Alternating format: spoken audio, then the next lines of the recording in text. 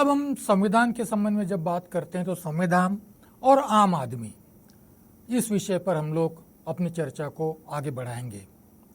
साधारणतया आम आदमी एक अच्छा जीवन जीना चाहता है, एक प्रतिष्ठित जीवन जीना चाहता है, और यह प्रतिष्ठित जीवन उसको प्राप्त हो, इसके लिए वो ये मानता है और ये जानता भी है कि इसकी जिम्मेदारी शासन और प्रशासन की है।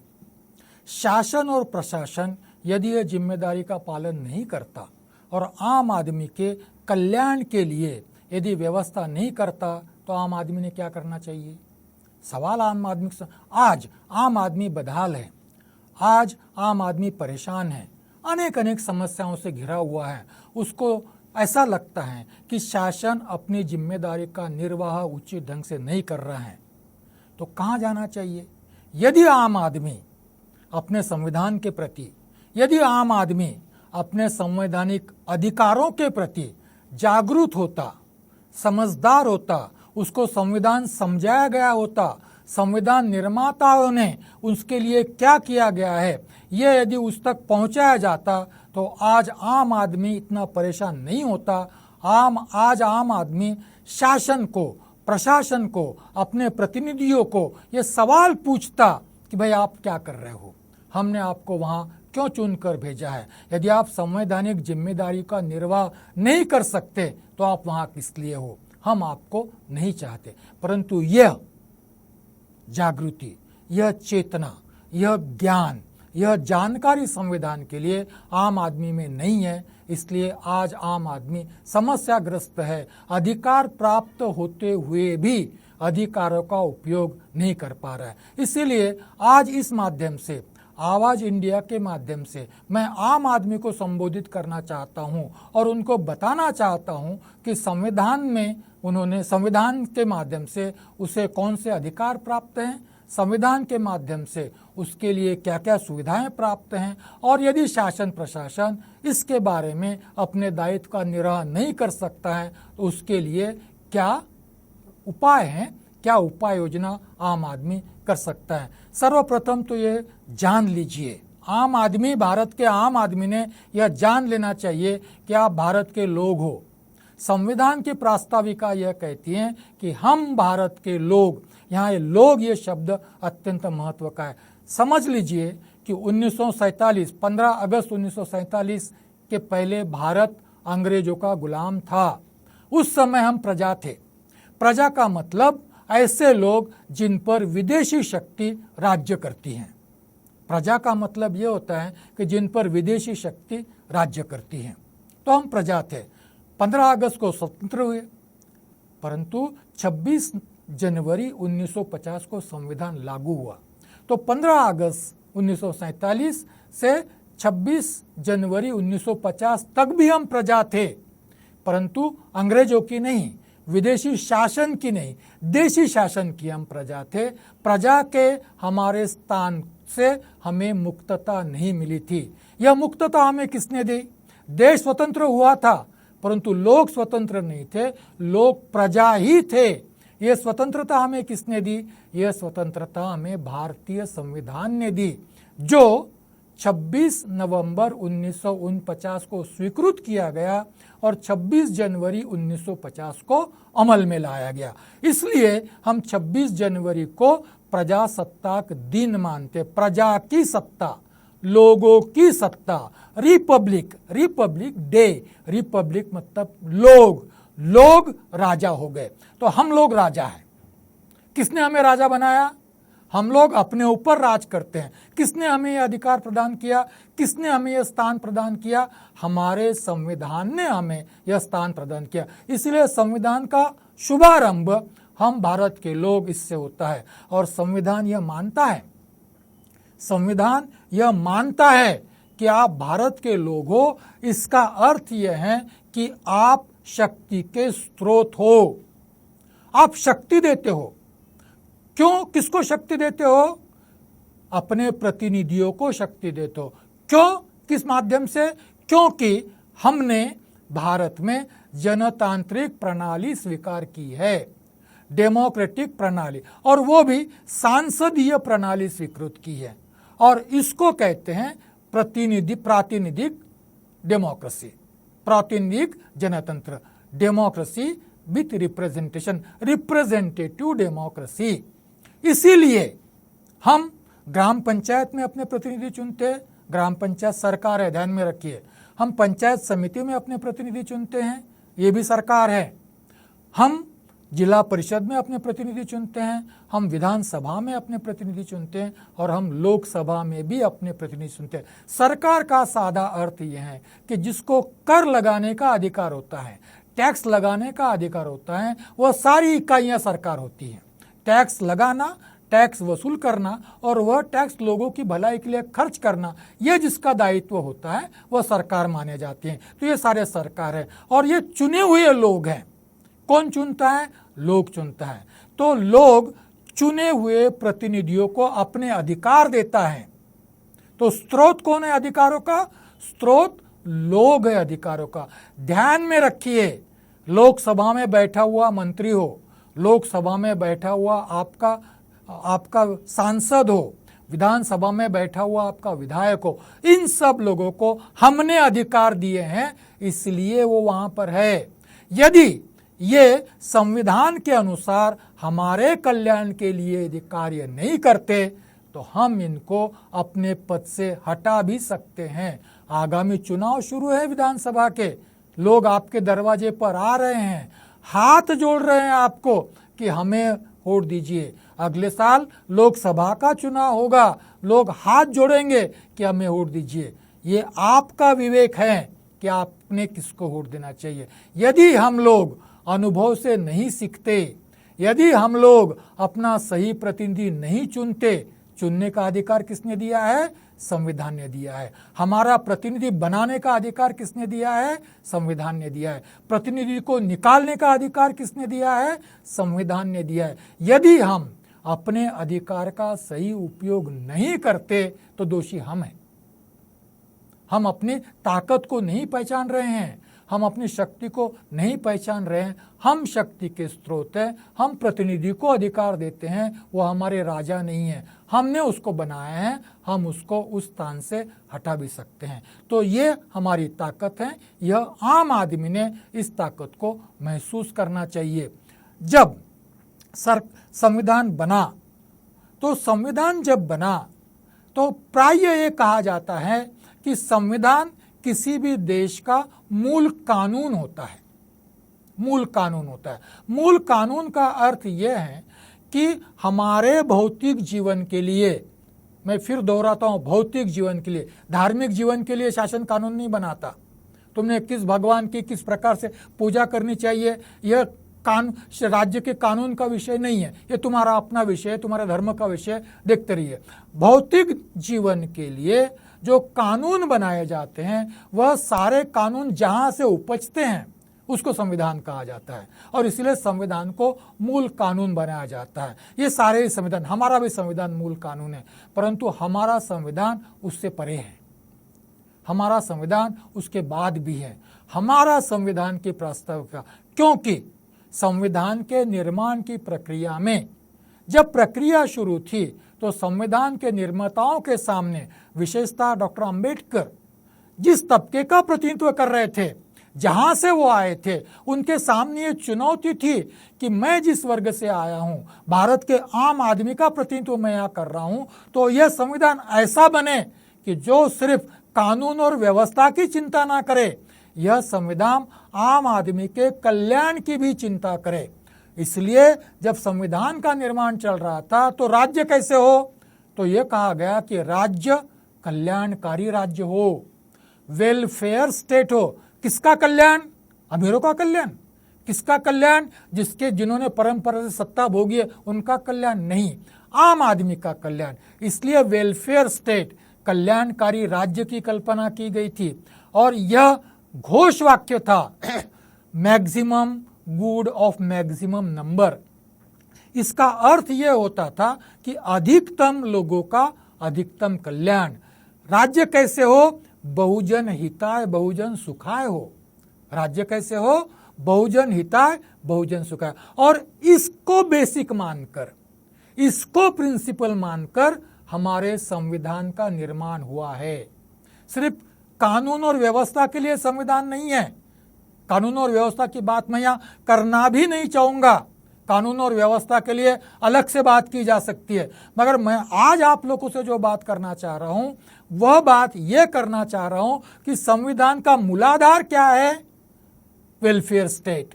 संविधान का मूलाधार क्या है? अधिकतम लोगों का अधिकतम कल्याण। संविधान का मूलाधार क्या है? तो बहुजन हिताय बहुजन सुखाय। संविधान कैसा है? बहुजन हिताय बहुजन सुखाय है। और इसमें फिर क्या दिया है? भारत कैसे हो? कैसे हो भारत? भारत ऐसे हो जहां पर सामाजिक, आर्थिक, राजकीय न्याय सबको प्राप्त हो। कैसा हो भारत? सामाजिक, आर्थिक और राजकीय न्याय सबको प्राप्त हो। इसके विस्तार में मैं नहीं जाऊंगा। वहां पर विचार, अभिव्यक्ति, श्रद्धा, उपासना का स्वातंत्र्य सबको प्राप्त हो। क्यों? विचार क्यों? क्योंकि मनुष्य को बुद्धि है। बुद्धि का अर्थ ये होता है कि मनुष्य विचार कर सकता है, और जनतंत्र में विचारों के आदान प्रदान की प्रक्रिया शुरू रहे तो ही जनतंत्र मजबूत होता है। तो विचार, उसकी अभिव्यक्ति, श्रद्धा तुम्हारा अपना विषय है, परंतु महत्व का यह है कि संविधान यह कहता है कि व्यक्ति की प्रतिष्ठा और राष्ट्र की एकात्मता, और उसके लिए जरूरी है कि एक social equality of social status या अपॉर्चुनिटी, सामाजिक दर्जा और अवसर की समानता। दर्जा किस लिए? क्योंकि संविधान सबको समाज मानता है, और अवसर की समानता किस लिए? कि एक अच्छा जीवन उसको प्राप्त हो, इसलिए। और इस प्रकार का समाज भारत को निर्माण करना है, क्योंकि जब संविधान निर्माण हो रहा था तब ऐसा समाज नहीं था। तब वहां पर सामाजिक न्याय नहीं था, आर्थिक न्याय नहीं था, राजकीय न्याय नहीं था। तब वहां पर व्यक्ति को समान प्रतिष्ठा प्राप्त नहीं थी, तब व्यक्ति को समान अवसर प्राप्त नहीं था, व्यक्ति को प्रतिष्ठित जीवन की कोई गारंटी नहीं थी, किसी को हमी नहीं दी गई थी, और राष्ट्र तो था ही नहीं। राष्ट्र तो संविधान के चलते निर्माण हुआ। तो ऐसा भारत निर्माण करना है, इसलिए हमने संविधान को स्वीकार किया है। तो जान लीजिए कि दुनिया में यह संकल्पना है कि संविधान यह मूल कानून है जो व्यवस्था की, कानून और व्यवस्था की बात करता है, परंतु हमारा संविधान भारत के निर्माण का दस्तावेज है। और संविधान यह कहता है कि यह भारत किसी अवतारी पुरुष को निर्माण नहीं करना है, यह भारत किसी नेता को निर्माण नहीं करना है, यह भारत लोगों को निर्माण करना है। इसलिए लोग संकल्प करते हैं कि आज 26 नवंबर 1949 को हम संकल्प करते हैं, यह संविधान अधिग्रहित करते हैं और अपने आप को समर्पित करते हैं। किसका संकल्प है? लोगों का संकल्प है। किसने स्वीकृत किया? लोगों ने स्वीकृत किया। किसने अधिग्रहित किया? लोगों ने अधिग्रहित किया। तो किसका संकल्प है ये? लोगों का। लोग मतलब 1949 की पीढ़ी नहीं। जब तक उस प्रकार का भारत निर्माण नहीं होता तब तक सारे ही पीढ़ियों का यह दायित्व है, तब तक सारे ही पीढ़ियों का यह दायित्व है कि इस प्रकार का भारत निर्माण हो।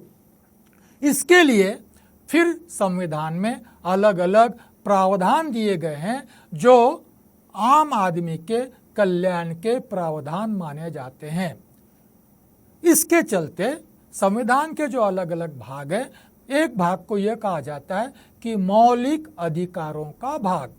इस मौलिक अधिकारों के भाग में यह कहा गया है कि सबको शिक्षा के समान अवसर मिले, सबको रोजगार के समान अवसर मिले, सबको आगे बढ़ने के समान अवसर मिले, सबको विकास के समान अवसर मिले। मगर यह समान अवसर देते समय ही यह प्रावधान किया गया है, क्योंकि समाज तो समान नहीं है, समाज तो विषम है।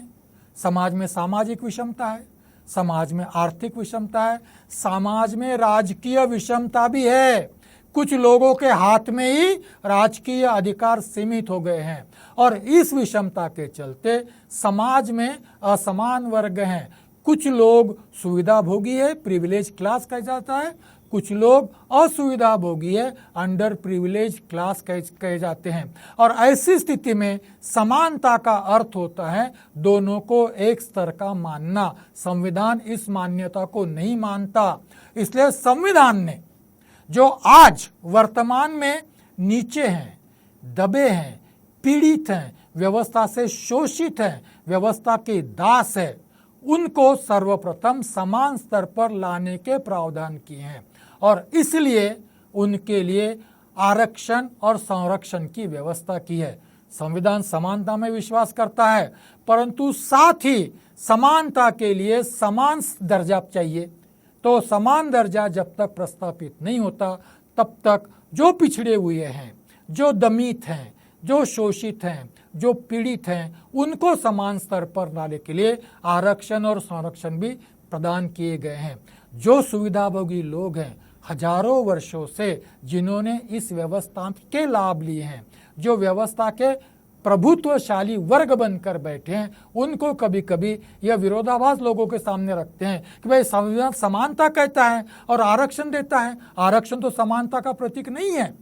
उनसे ये कहता हूं मैं कि इस प्रकार के आरक्षण को एक बड़ा ही अच्छा शब्द प्रयोग किया गया है जिसको डिस्क्रिमिनेटिंग इक्वालिटी कहा गया है। डिस्क्रिमिनेटिंग इक्वालिटी का अर्थ ये होता है कि असमान समाज व्यवस्था में संविधान के माध्यम से समानता प्रस्तापित करनी हो तो जो असमान व्यवस्था में दमित है, पिछड़े हुए है, शोषित है, उनके लिए आरक्षण और संरक्षण जरूरी है। और हर देश में इस प्रकार की व्यवस्था है। भारत अपवाद नहीं है और भारत का संविधान भी अपवाद नहीं है। बाकी के देश इसको अफर्मेटिव एक्शन कहते हैं, हम इसको आरक्षण और संरक्षण कहते हैं। इस संबंध में आर्टिकल 21 अनुच्छेद 21 बड़ा ही महत्वपूर्ण अनुच्छेद है जो राइट टू लिव का अधिकार देता है।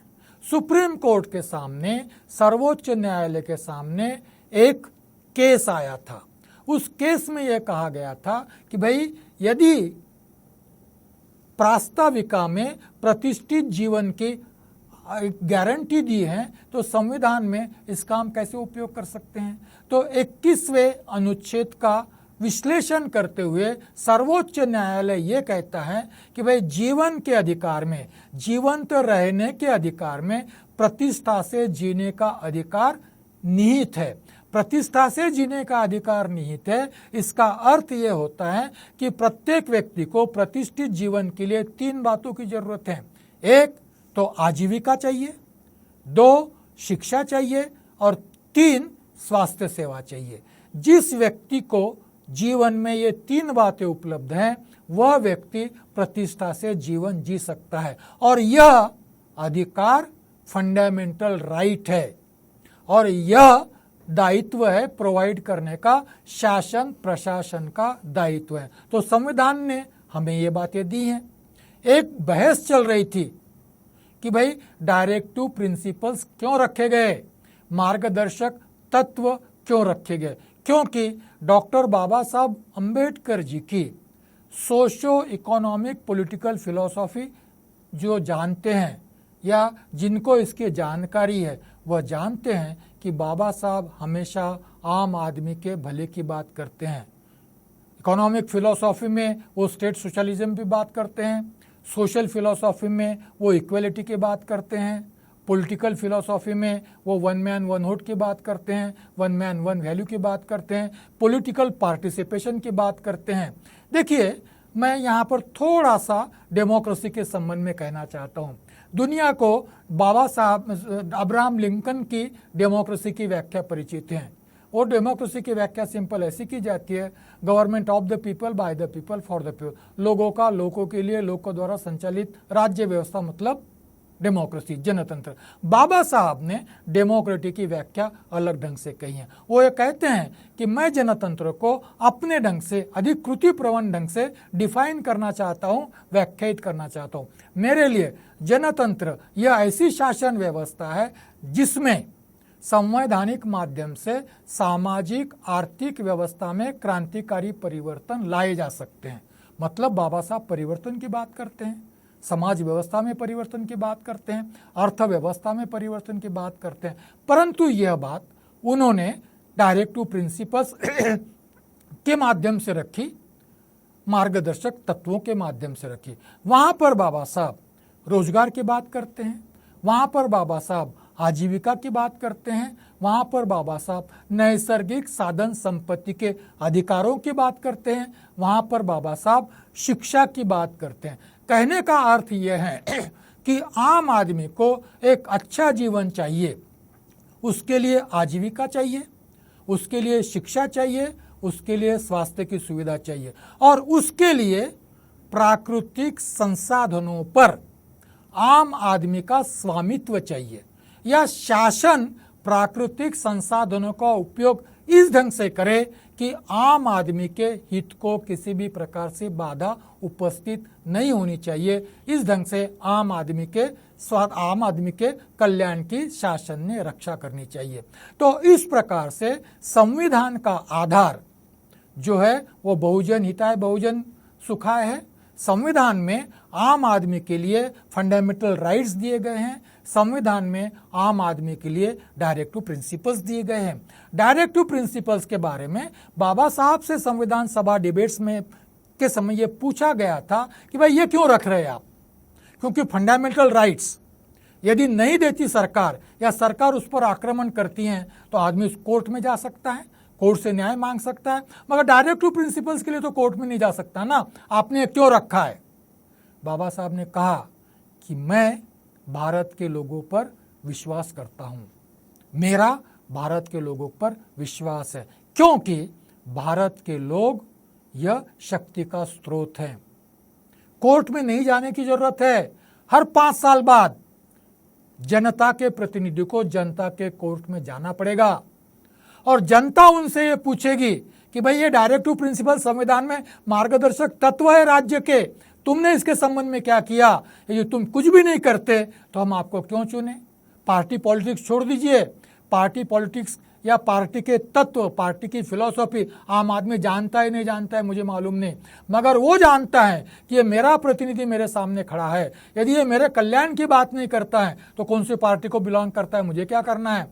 तो यह प्रतिनिधि जब आम आदमी के सामने खड़ा होगा तो आम आदमी ये पूछेगा कि भाई आपने तो डायरेक्टिव प्रिंसिपल्स के बारे में कुछ भी नहीं किया, आपने संविधान लागू करने के बारे में कुछ भी नहीं किया, तो मैं आपको वोट क्यों दूं।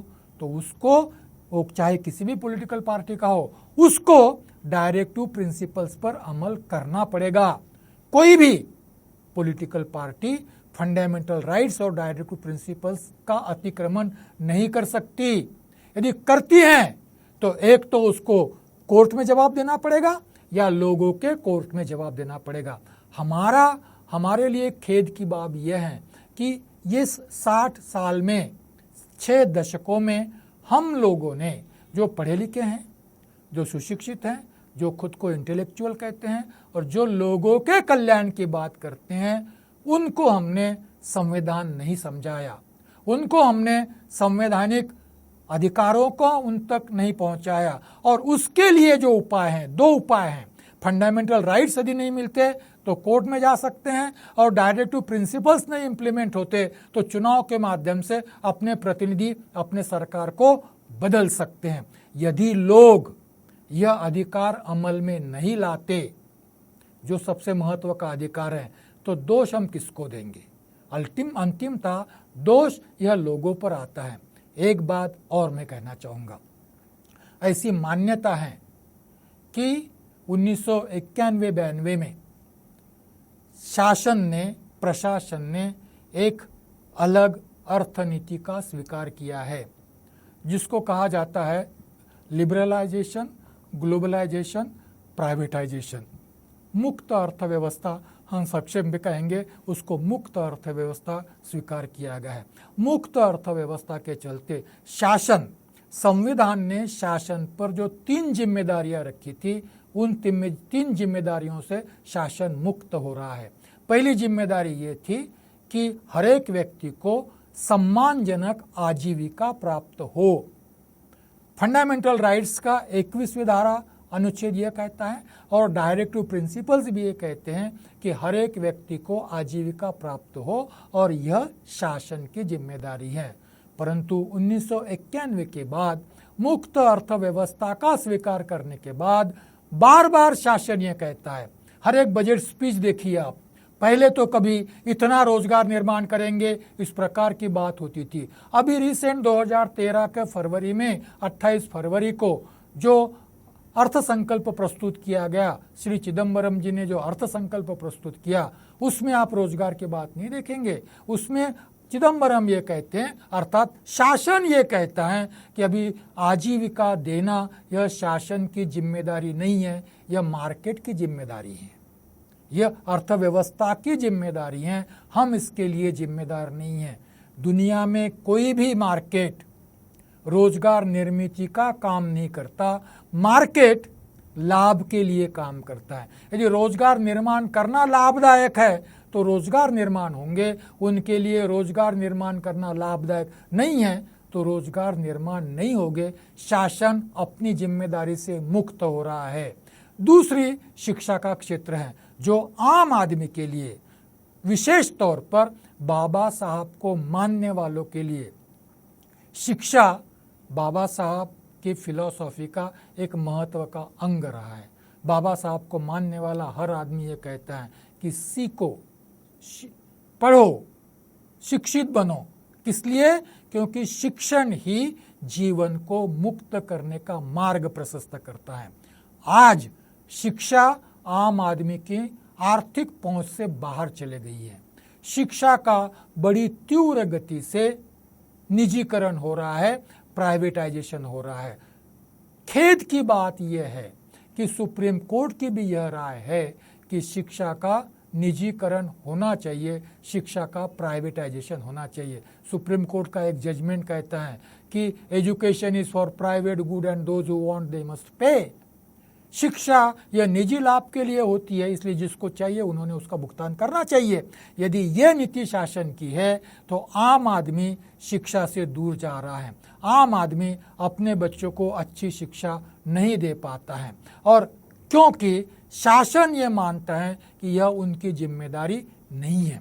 तीसरा स्वास्थ्य है। भारत एक ऐसा देश है जिस देश में 30% लोग, शासन के स्टैटिस्टिक्स के अनुसार 30% लोग गरीबी रेखा के नीचे होने के बाद भी भारत में प्रति व्यक्ति निजी स्वास्थ्य सेवाओं पर वह सबसे ज्यादा है। तो इसलिए शासन आजीविका के क्षेत्र से मुक्त हो गया है, शासन शिक्षा के क्षेत्र से मुक्त हो गया है, शासन स्वास्थ्य के क्षेत्र से मुक्त हो रहा है, और आम आदमी के कल्याण की दृष्टि से, आम आदमी के प्रतिष्ठित जीवन की दृष्टि से यह तीनों बातें आवश्यक है। इसका अर्थ शासन संवैधानिक जिम्मेदारी से मुक्त हो गया है। किसने मुक्त होने दिया? हम लोगों ने शासन को इन जिम्मेदारियों से मुक्त होने दिया। ये जिम्मेदारियां शासन पर किसने सौंपी? ये जिम्मेदारियां शासन पर संविधान ने दी है। संविधान ने दिया, संविधान के अधिकार है। शासन प्रशासन के लोग संविधान की शपथ लेकर शासन करते हैं, प्रशासन करते हैं, फिर भी संविधान का पालन नहीं करते। ऐसी स्थिति में यदि आम आदमी अपने अधिकार के प्रति जागरूक होकर शासन में, प्रशासन में आवश्यक परिवर्तन नहीं करता तो संविधान के अधिकार सिर्फ किताबों में बने रहेंगे, लोगों तक नहीं पहुंचेंगे। जो लोग यह चाहते हैं, हमें ये इसका चिंता नहीं है कि अर्थव्यवस्था मुक्त है या बंदिस्त है या मिक्स्ड है, कुछ लेना देना नहीं है। आप कोई भी अर्थव्यवस्था दुनिया में जहां भी मुक्त अर्थव्यवस्था है, वहां पर भी वहां के शासन प्रशासन में सोशल सिक्योरिटी की व्यवस्था हर एक नागरिक के लिए की है, क्योंकि वह उनकी जिम्मेदारी है। वो अपने आप को सिविलाइज्ड सोसाइटी मानते हैं, सुसंस्कृत समाज मानते हैं, सुसंस्कृत शासन मानते हैं।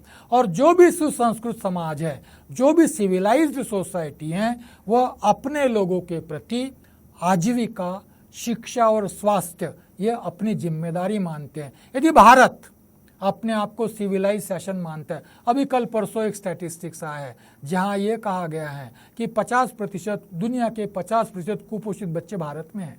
हर 5 में से 3 बच्चे कुपोषित हैं। एक तरफ अनाज के भंडार लगे हुए हैं और भारत में कुपोषित है। ये क्या व्यवस्था है भाई? और ये व्यवस्था हम लोग बर्दाश्त कर रहे हैं। यह व्यवस्था हम लोग बर्दाश्त कर रहे हैं, संविधान के होते हुए, हमारा अधिकार होते हुए, अधिकार के उपाय होते हुए यह लोग हम लोग बर्दाश्त कर रहे हैं। तो ये लोग बर्दाश्त कर रहे हैं। हमारा दायित्व है, शासन का दायित्व है कि यह अधिकार लोगों को पहुंचे जो संविधान ने दिए हैं। संविधान की प्रास्ताविका में अधिकार है, संविधान के फंडामेंटल राइट्स में अधिकार है, संविधान के डायरेक्ट टू प्रिंसिपल्स में अधिकार है। अधिकार फंडामेंटल राइट्स में नहीं दिए जाते हैं तो हम कोर्ट में जा सकते हैं। अधिकार यदि शासन द्वारा नहीं दिए जाते हैं डायरेक्ट टू प्रिंसिपल्स के, तो हम इलेक्शन के माध्यम से शासन में परिवर्तन कर कर हमको जो व्यवस्था चाहिए वो व्यवस्था लाकर हम व्यवस्था में परिवर्तन कर सकते हैं और संविधान के माध्यम से व्यवस्था परिवर्तन किया जा सकता है। और क्या चाहिए संविधान से आपको? संविधान आपको अधिकार दे रहा है, संविधान आपको व्यवस्था परिवर्तन का अधिकार दे रहा है, संविधान आपको अपने प्रतिनिधि चुनने का अधिकार दे रहा है। इतना सारा देने के बाद भी 60 साल में दुखद स्थिति यह है कि आप अपने अधिकारों से वंचित हो।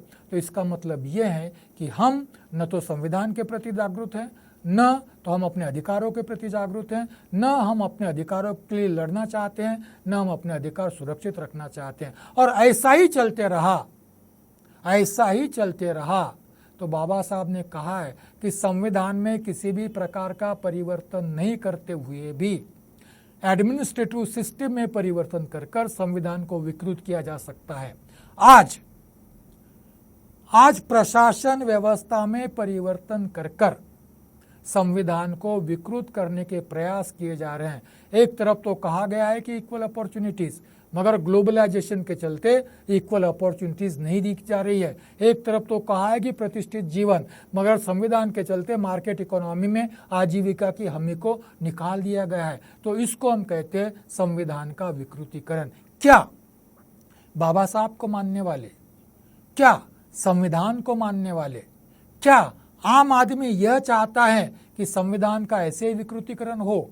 क्या आम आदमी यह चाहता है कि उसके अधिकारों का ऐसे ही हनन होता रहे?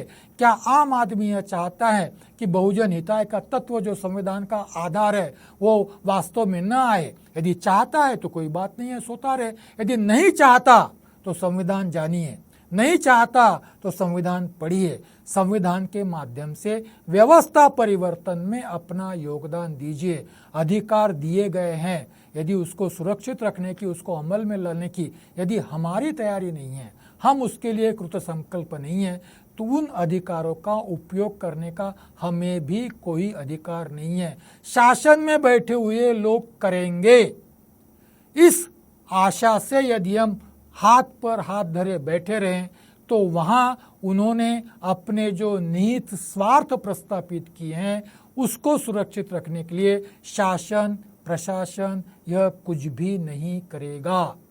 लोग परिवर्तन ला सकते हैं, लोग सत्ता बदल सकते हैं, और सत्ता बदलने का माध्यम, परिवर्तन का माध्यम संविधान है। जो संविधान ने दिया है उसको स्वीकार कीजिए, उसको समझिए और उसके अनुसार अपने जीवन में इस व्यवस्था में परिवर्तन लाने का प्रयास कीजिए। बाबा साहब संविधान निर्माण करते समय यही चाहते थे कि मैं यह संविधान आम आदमी के लिए दे रहा हूँ, आम आदमी ने इसको स्वीकार किया है, आम आदमी इसका निर्माता है, आम आदमी ही इसका संरक्षक है, आम आदमी ही संरक्षक है। जब तक आम आदमी इसका संरक्षण नहीं होगा संविधान लागू भी नहीं हो सकता था। तो आम आदमी इसका संरक्षण, आम आदमी ने यह जिम्मेदारी समझनी चाहिए, क्योंकि प्रजातांत्रिक व्यवस्था में आम आदमी स्वयं के भाग्य का निर्माता है, आम आदमी स्वयं के भवितव्य का निर्माता है। आम आदमी अपना भवितव्य खुद निर्माण कर सकता है, यह क्षमता है। इस माध्यम से मैं आम आदमी को उसकी क्षमता का एहसास करवाना चाहता हूँ, आम आदमी को उसके अधिकारों का एहसास करवाना चाहता हूँ, आम आदमी को उठकर खड़ा होने के लिए प्रेरित प्रवृत्त करना चाहता हूँ,